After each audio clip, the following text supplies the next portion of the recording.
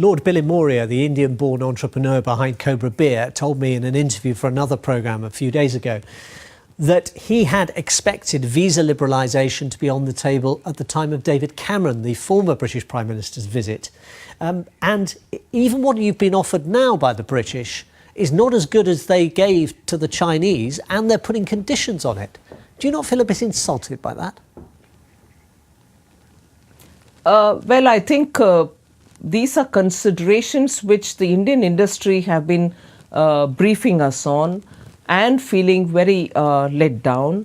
We certainly think that as democracies with shared value and as countries which have had a long-standing relationship, and as India stands out in services, providing services of international quality, the approach to the professionals coming from India should be calibrated by UK, which is not happening.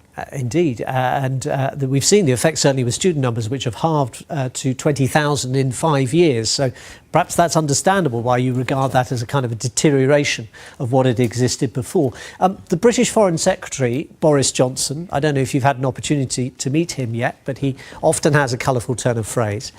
And his argument for a trade deal, a free trade deal, was to say we used to run the biggest empire in the world has ever seen, and with a much smaller domestic population and a relatively tiny civil service. Are we really unable to do trade deals? Surely, for old time's sake, if nothing else, for the years you spent studying in London and working in London's Oxford Street for a time and in other jobs as well, you must be a bit better disposed to Britain than to some other countries. Well, I thought so, and most of us in India thought so, but we aren't being treated as old friends any longer. It's a tight professional engagement in which we are also looking at India's strengths and demanding our due place in the trade deal.